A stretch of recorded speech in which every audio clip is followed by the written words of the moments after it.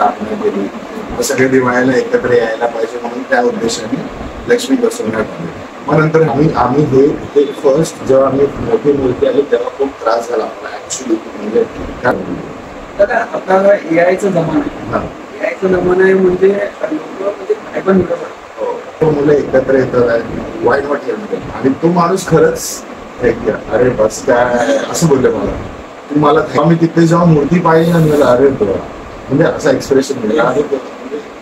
Next काय बनवतो म्हणजे. तो आप सभी का और आज हम आए कार में और कार की आई लक्ष्मी यहाँ पर हम आए काफी सुप्रसिद्ध मंडल है और हमेशा हर साल दिवाली में उनके देवी का आगमन शुरू होता है. जैसे तो हम मुंबई में काफी सारे देवी का आगमन देखे नहीं है बट दिवाली के टाइम पे आगमन शुरू एक यूनिक कॉन्सेप्ट है और हम आए हमारे आज आई लक्ष्मी के यहाँ पर. सो हमारे साथ मंडल के कार्यकर्ता सो दादा से बात करेंगे और वीडियो को इन तक पूरे जरूर देखना.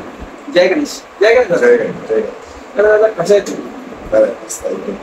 सर्वप्रथम शुभ दीपावली तुम्हाला आणि तुमच्या संपूर्ण परिवार. शुभ दीपावली सर्वांना. तर दादा आपल्या मंडळाची हिस्ट्री सांगा म्हणजे स्टार्ट कसं झाला. मंडळाचं म्हटलं तर आपण कसं आमच्या आई लक्ष्मीकडे कोकणमध्ये आपण आता व्हायरल इंस्टाग्राम वगैरे वगैरे मग आता आपल्याला नवीन थोडा वर्ष लागलो.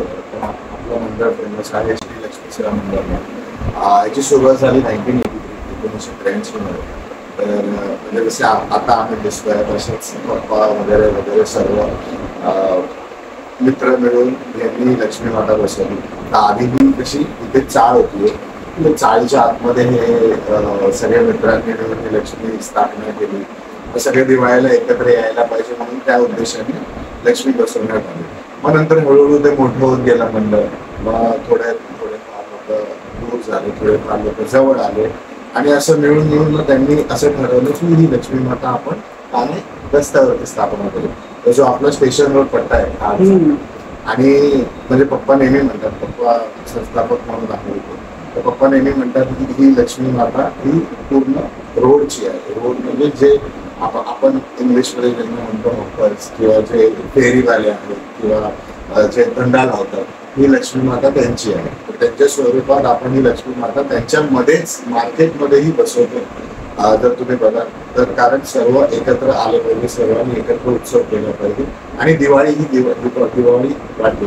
तर ही सगळं मिळून आता आपण गेले 43 इयर्स हे काम करत आहोत. म्हणजे आम्ही तर नवीनच आलो, नवीन पिढी दुसरी तिसरी पिढी आहे. पण या पप्पाचे सगळे मित्र तर यासाठी की टाकणीची मूर्तिका कोण होते आणि आताचा कोण होतं त्याबद्दल. तर मूर्तिका तसे पहिली खूप वर्ष जेव्हा म्हणजे पप्पा वगैरे सगळे एकत्र होते कारण हे दादाला म्हणून एक आहेत त्यांच्या थ्रूच आम्ही ही मूर्ती घ्यायचो. आणि आधी कसं फक्त म्हणजे खूप मूर्ती मातीचीच असावी वगैरे वगैरे. हाईटचं तेवढं हे नव्हतं कारण आपण नेहमी सेम हाईटचं वगैरे ठेवायचो. नंतर आमचे म्हणजे चाळीतलेच एक आहे त्यांनी खूप प्रतिसाद दिला. ते होते आमच्या बरोबर. त्यांनी मूर्ती घडवल्या. त्यांनी ऍक्च्युली तो ट्रेंड थोडा सुरू केला जो मोठ्या मूर्ती वगैरे. आणि नंतर आता प्रथमेश घाडगे म्हणून आहे इंटरनॅशनल फिल्ममध्ये त्यांचं लोअर करायला ते पण बरेच म्हणजे आम्हाला नंतर कळलं की ते बरेच प्रख्यात आहे आणि त्यांना लोक ओळखतात वगैरे. कारण आमच्याकडे ते साडी नेसवायला वगैरे यायचे आणि मग त्यांनी म्हटलं की तुम्ही खूप चांगलं काम करताय तर मी तुम्हाला प्रतिसाद दिलेला चालेल का. आम्ही त्यांच्याशी बोललो. मग ते आता मागचे 2 वर्ष ते आम्हाला खूप चांगलं प्रतिसाद देतात. त्यांच्या मूर्ती घडवत काम करतात कारण आमच्यासाठी पण एक नवीन एक्सपेरिमेंट होता.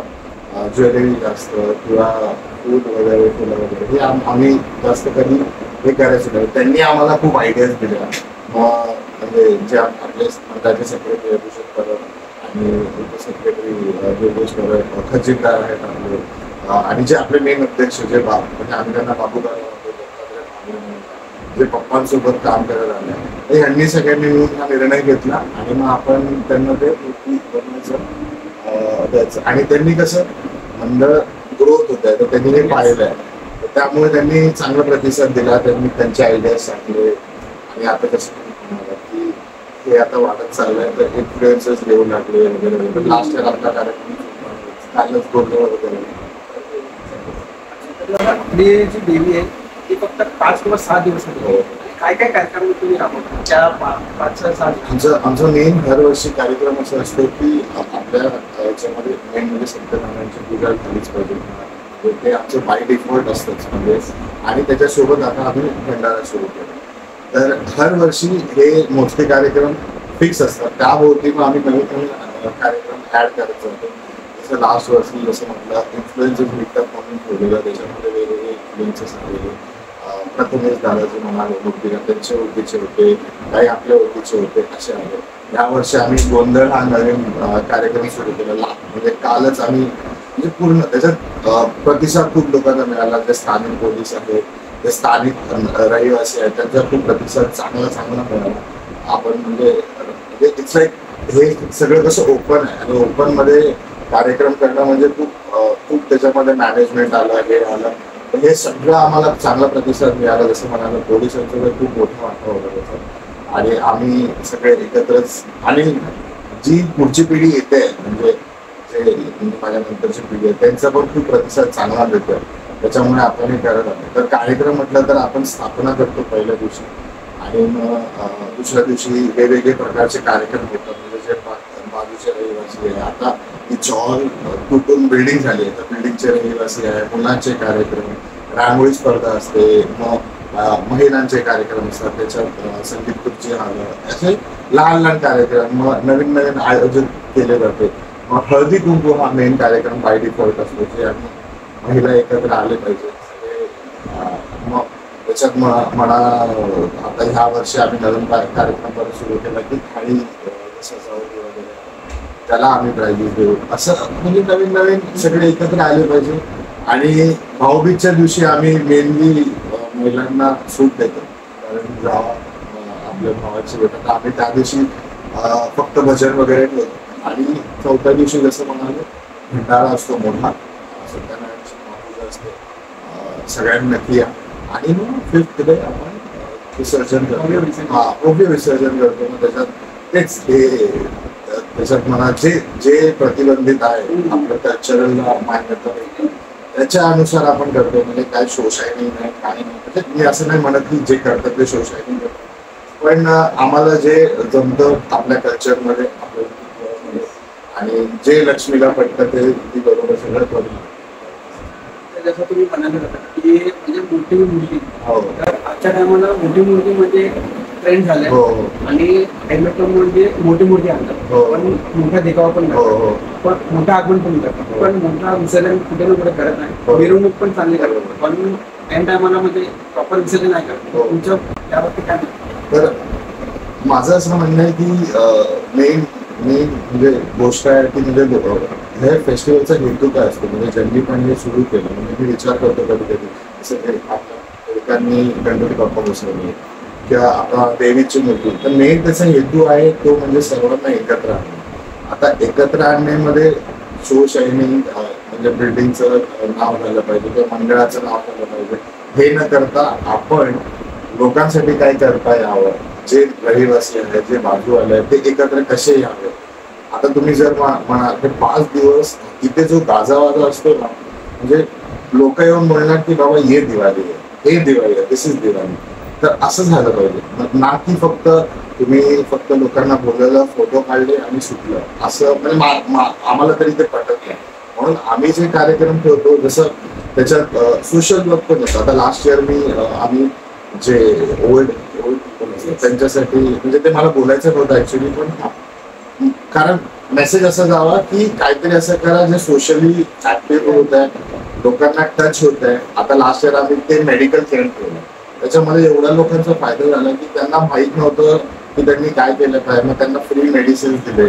तर आम्ही तसे प्रकारचे कार्यक्रम पण त्याच्यात ऍडिशनल करतो. तर माझं बोलण्याचा हेतू हेच आहे की करा, मी नाही म्हणत म्हणजे तुम्हाला मनी आहे, फंड्स आहे वगैरे करा, पण अशी गोष्टी पण करा जे लोकांना टच होऊ दे, लोकांना हेल्प होऊ दे असं. आणि कसं होतं हे खूप गोष्टींमध्ये म्हणजे मे बी खूप मंडळ रिलेट करत असते, कारण जी मोठी पिढी आहे त्यांचं मेंटॅलिटी वेगळं असतं. मोठी पिढी असते त्यांचं असतं की कशाला हे सगळं, आणि जी लहान पिढी आहे त्यांचं असतं की नाही आपण हे करू ते करू. तर मी म्हणेन, कारण आम्ही हे एक्झाम्पल्स बघितलं म्हणजे फारमध्येच मोठ्या आणि लहान पिढीचं नाही जमत, तर तसं नाही झालं पाहिजे. एकत्र येऊन मोठ्यांना पण तो मान द्या की बघा काका हे आम्ही असं असं असं करतोय, तुमचं काय मत आहे, तुमचं काय ओपिनियन आहे त्याला आणि मोठ्यांनी पण लहानांची साथ द्या. कारण आज जसं तुम्ही म्हणाला हे ट्रेंडिंग झालं पाहिजे राईट. तर लहान मुलांचा तो विचार असतो की आपण हे ठेवू ते ठेवू, मग एकत्र येऊन तुम्ही कसं ते वाढताय ते बघा, हे माझं मत आहे. म्हणजे करा पण आपल्या धर्माला घेऊन करा, आपल्या कल्चरला घेऊन करा, आपल्या ट्रेडिशन्सला घेऊन करा. तर आता गोष्ट करून की विसर्जनचा प्रॉब्लेम म्हणजे खूप लोकांना जेव्हा बॅलन्सिंग मूर्ती घेतो तेव्हा म्हणजे कसं एक सेंटर पाईपलाईन स्पॉट असतात आणि ते मूर्ती म्हणजे कुठे ना कुठे पाडली जातात आणि पाटाने जे असते बॅलन्सिंग मूर्ती म्हणजे तरंगमध्ये घेऊन जातात आणि त्यांचं विसर्जन करतात. आपल्या देवीचं कसं विसर्जन होतं तर त्याबद्दल आता आम्ही हे फर्स्ट जेव्हा आम्ही मोठी मूर्ती आली तेव्हा खूप त्रास झाला आम्हाला ऍक्च्युली. म्हणजे कारण आम्हाला काही एक्सपिरियन्सच नव्हता सिरियसली स्पीकिंग. म्हणजे आम्हाला माहिती नव्हतं की काय कसं. तर तेव्हा ते जो बालवकर त्यांनी खूप हेल्प केली. पण ते कसं झालं की आम्हाला कळत नव्हतं की घेऊन कसं जायचं, डिरेक्टली घेऊन जाव्या की डिरेक्टली ट्रॉली घेऊन जाव्या. पण नाही, मुलं होती सगळ्यांनी म्हणजे बोलतात ना सगळ्यांनी पकडून उचलून घेऊन गेल्या.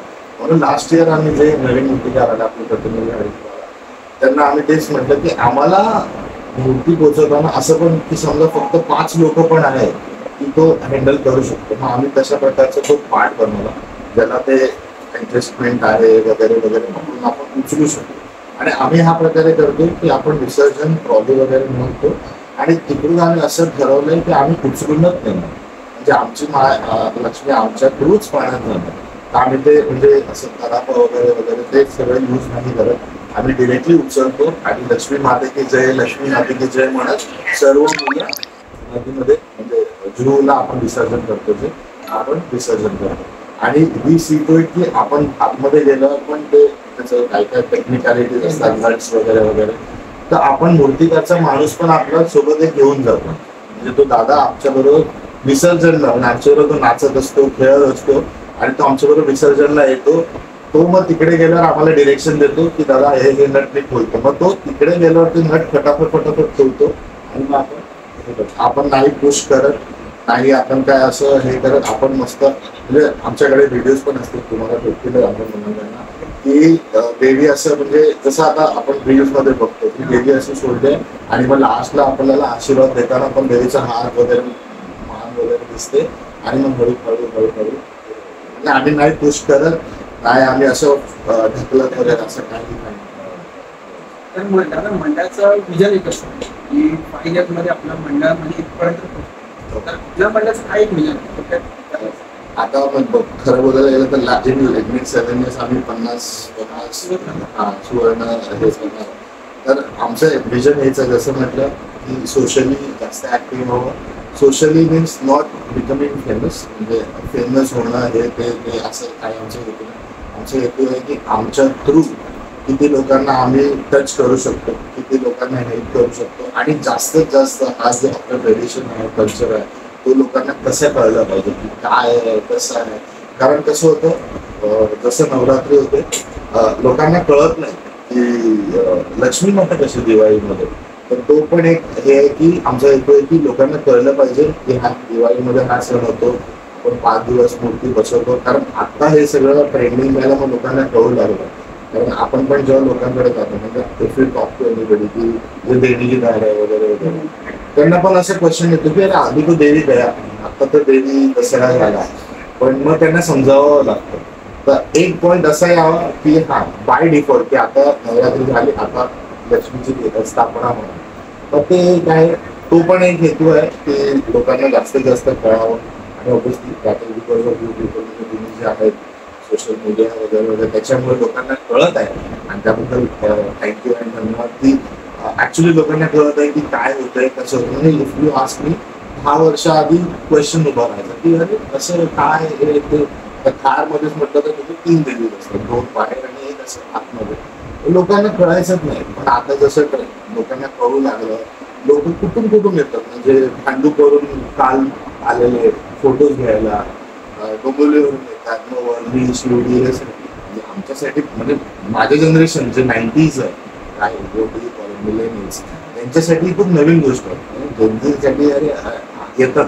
पण आमच्या वेळी कसं लोक एवढे लांबून लांबून वगैरे यायचे नाही, पण आजकाल त्यांना तो भाव आहे आणि ते बघून खूप बरं वाटतं की जी नवीन पिढी आहे दे आर इंटू इट, ते वॉन्ट टू डू इट, ते त्यांना करायचं आहे, ते बघून खूप चांगलं वाटतं. तर हेतू जर तुम्ही विचाराल जास्तीत जास्त पसरवणं, सेकंड सोशली ऍक्टिव्ह होतं की लोकांना कळू दे की हे का होत आहे, कसं होत आहे, ह्याचा हेतू काय, म्हणजे लोकांना एकत्र आणणं, असं हे सगळं आमचं मेन.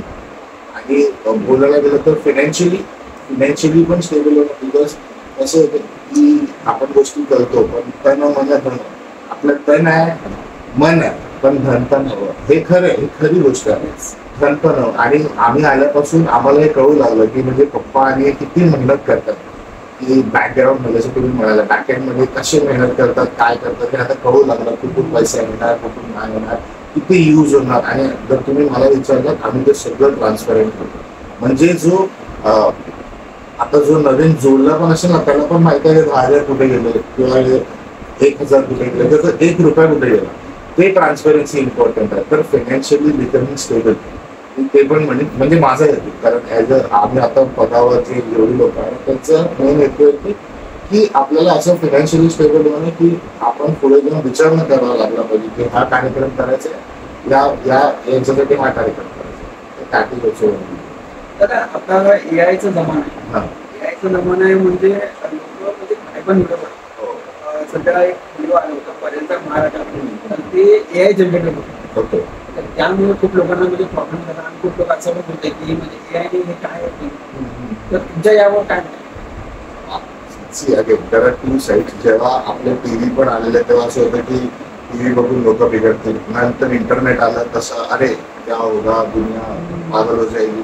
पण जरा म्हणजे माझं याच्यात असं 2 गोष्टी आहेत. एक तर एक गोष्ट आहे की जर त्याचे फायदे बघितले तरी खूप आहे. जर तुम्ही ते म्हटलं की एआयने जनरेट झालं तर असे पण एआयने जनरेट व्हिडिओज होतात त्याच्यामध्ये पप्पा तुम्हाला हक करतं, देवी माता तुम्हाला हक करतं. आणि म्हणजे खूप डिपेंड्स, कारण ते त्यांच्यामध्ये काय होतं की कोणाला टच होते ते, आणि कोण कोण विचित्र असे जसं तुम्ही म्हणाले असे विचित्रही व्हिडिओ बनवतात. तर माझ्या मते हे डिपेंड्स पर्सन टू पर्सन. आपण त्याला टेक्नॉलॉजीला, आता मी स्वतः सॉफ्टवेअर इंजिनियर आहे, तर आपण टेक्नॉलॉजीला ब्लेम नाही करू शकत, कारण जर तुम्ही टेक्नॉलॉजीला ब्लेम केलं तर तुम्ही ग्रो कसं होणार. तर त्याची एक चांगली साईड पण असते, वाईट साईड पण असते. तर आपण चांगल्या साईडला जाऊ. म्हणजे मी आता कॉर्पोरेट वर्ल्ड मध्ये तर मला नेहमी असं बोललं जायचं की जे 80 to 85% who are happy with you, who are good with you, जे चांगलं आहे तो मोठा नंबर आहे, राईट. तर त्याच्यावर लक्ष द्या. जे 10-15% आहे ना त्यांचे तुम्ही पाय धुवून जरी पियायला म्हणतात ना तरी ते तुमच्यावर खुश नाही. तर ते तसंच आहे. तर एआयचे जे आपले 70-80% जे चांगले आपण त्यांच्यावर फोकस करू. जे 20-30% ते असेच राहणार, असेच होत राहणार, टिप्पणी करत राहणार, तर त्यांना आपण ओळखतो. तर बघा आता गोष्ट बघूया की जवळपास या मंडळानं 40 बनलेलं 43. तर आपले प्रथमच झाला 2 वर्ष झाले. तर थोडक्यात त्या मूर्तिकाराबद्दल अरे तो भाई त्यांनी म्हणजे मी खरं म्हणेन मी सिरियसली म्हणजे मला खरंच त्यांच्याबद्दल माहिती नाही. हे म्हणजे माझे भाव वगैरे आहे, भूषण परब, दुर्गेश परब, हे कसे हंटवर होते, म्हणजे की आपण काहीतरी वेगळं. तर ते साडी नेसवायला यायचे जसं मी म्हणतो. तर त्यांनी पाहिलं आमची तळमळ, त्यांनी पाहिलं की आम्ही कसं उत्साह आहे आणि एवढं म्हणजे न्यू जनरेशन आहे, ओल्ड जनरेशन सगळे मिळून कसे काम करतात. त्यांनी आम्हाला ते म्हटलं की पैशाचं सोडून द्या म्हटलं, सिरियसली त्यांनी म्हटलं की पैशाचं सोडून द्या, मला तुम्ही हा द्यायला द्या, मी तुम्हाला जसं जमेल तसं चांगलं सांगत आहे. तर त्यांनी आम्हाला हे सगळं आयडिया दिली. ज्वेलरी आपण करायचो, पण त्यांनी आपण कसं अजून ते उभरून येईल, मग फुलं लावून म्हणजे ऍक्च्युली बिकॉज मला हे सर्व खरंच माहित नाही. हे सगळे दोघं म्हणजे माझे जे दोघं भाव आणि म्हणजे दुर्गेश माझ्या काकांचं म्हणलं, आणि म्हणून कधी हा पण प्रश्न येतो की हे फक्त परबाची देविका नाही, कारण जास्त करून इन्व्हॉल्ड परब्स आहेत. पण नाही, आम्ही सर्व एकत्र. म्हणजे तुम्ही जर म्हणाल आता त्याच्यात चौरसिया आहे, त्याच्यात मी तर म्हणेन खान पण आहे, त्याच्यात आपले युपीचे दुबे आहेत, त्याच्यात कदम आहे, हे सगळे मुलं वगैरे, आणि पराडकर आहे. म्हणजे मी ज्यांना ओळखत पण नाही ना ते आता येऊन पुढे हेल्प करतात. तर त्यामुळे ते बरं वाटतं. आणि प्रथमेश दादांनी ते पाहिलं की हे सर्व मुलं एकत्र येतात आहे, वाय नॉट हेल्प देम. आणि तो माणूस खरंच म्हणजे मला नाही माहित होतं की तो एवढा फेमस आहे ऍक्च्युली, सिरियसली स्पीकिंग. आता जेव्हा मी त्यांच्याशी बोलतो, आता ते हर गोष्टीला असतात आमच्या. आता काल जेव्हा बोलणं झालं ते त्यांच्या फुल फॅमिलीला घेऊन म्हणजे तुम्हाला ते कळू शकतो मग त्यांचा किती इन्व्हॉल्वमेंट आहे. आणि अजून एक गोष्ट झाली की मी ना म्हणजे आपण बोलतो ना फॉर्मॅलिटीसाठी, अरे थँक्यू. तर मी काल बोलतो अरे दादा थँक्यू, अरे बस काय असं बोलले मला. तू मला थँक्यू बोललास? मी म्हणजे मी दादा अरे असं नाही, मी नाही मंडळाचं, त्यांनी असं विचारलं तर that gives you click right, की म्हणजे हा माणूस आपल्याबद्दल किती विचार करतो. तर मी तेच म्हणेन की लक्ष्मी मातेनेच त्याला इथे पाठवलं आणि त्याच्यामुळे आपण आपले खूप द्वार होतात ना, डोर्स ओपन होतात आहे, त्यांच्या आयडियाज खूप येतात आहे. आपण असं करावं, आपण कसं करावं. सी पैसा येणार जाणार, तुम्हाला फंड्स भेटणार, खूप चांगलं काम दिसलं, लोक स्वतः येऊन पुढे तुम्हाला हेल्प करणार. पण त्याच्यावरती आधी कसं क्रिएटिव्ह व्हायचं, काय करायचं, कसं करायचं, ह्याच्यामध्ये जे ब्रेन स्टॉर्मिंग लागतं त्याच्यात त्यांचा मोठा भाग झाला. म्हणजे ते आम्हाला हर गोष्टी सांगतात की असं करूया, असं करूया, असं करूया, मग आपण त्याच्यावर हे करतो. जसं तुम्ही मूर्ती पण बघितली असेल, ते प्रभाव जे म्हणतात ते पण म्हणजे त्यांनी आयडिया दिली की आपण हे करू हे करू. मग आपल्या मंडळाचे जेवढे कार्यकर्ते आहेत त्यांनी विचार केला की असं होऊ शकतं का, असं करू का, या टायमाला विष्णूजी ठेवूया किंवा या टायमाला हे ठेवू आपण. तर त्यांनी त्याच्यामध्ये खूप आयडिया दिली. त्यामुळे तुम्ही मूर्ती पण बघा की बाबा म्हणजे लोक नावं काढतात की बाय इट्स लाईक ऑसम, म्हणजे एकदम एवढे गॉर्जियस आहे, ब्युटिफुल आहे. म्हणजे मी पण बघून आहे ना, मी बघितली नव्हती कारण मला ते सवय आहे की हे फर्स्ट लुक वगैरे तुम्ही लोक टाकता, तर मला ते माहित नाही. मला असं वाटतं ना की समोर बघावे, म्हणजे फायनल बघावी आणि मग ती फिलिंग येते ना ती तेव्हा यावी. तर मला ज्याचं फर्स्ट लुक वगैरे मी कधीच लक्ष देत नाही. जेव्हा मी तिथे जेव्हा मूर्ती पाहिली ना, मी अरे बघा म्हणजे असं एक्सप्रेशन मिळालं, अरे म्हणजे नेक्स्ट काय बनवतो, म्हणजे खरं इट्स लाईक जादू, काय बनवतो माणूस असं. आणि त्यांना आपण ते असतंच. तर त्यांचा खूप मोठा वाटा actually. Simple and short is like there with us. तो आमच्याबरोबर आहे, त्याचं डोकं एकदम भारी आहे, माणूस एकदम चांगला आहे. त्यांनी खूप असे बोलतात ना, खूप चळवळीत वगैरे पण तो इथे तिथे सगळीकडे असतो. तर माणूस म्हणतो खूप चांगला आहे आणि आम्हाला तर खूप हेल्प. सो गाइस, ये था खाद की आई लक्ष्मी का पूरा स्टोरी था और इन्होंने अच्छी तरीके से पूरा बताया. और कई कई पॉइंट्स इन्होंने ये भी बताया कि कैसा विसर्जन करना चाहिए और क्या करना चाहिए. और कहीं ना कहीं हमारे अपने जो हिंदू फेस्टिवल उनको बढ़ावा दो, और यही इनका मोटिव है.